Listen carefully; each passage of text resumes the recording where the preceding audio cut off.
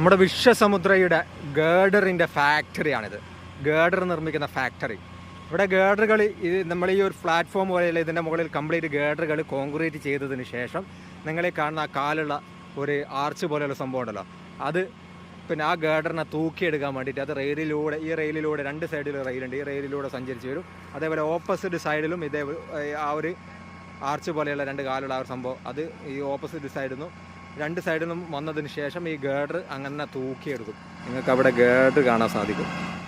ഈ ഗേഡറുകൾ തൂക്കിയെടുത്തുകൊണ്ട് നേരെ ഇതിൻ്റെ റെയിലിൻ്റെ എൻഡിൽ കൊണ്ടുവെക്കും. ആ എൻഡിൽ നിന്ന് നമ്മളെ സ്റ്റാക്കറിൻ്റെ മുകളിൽ, സ്റ്റാക്കറിൽ നമ്മളെ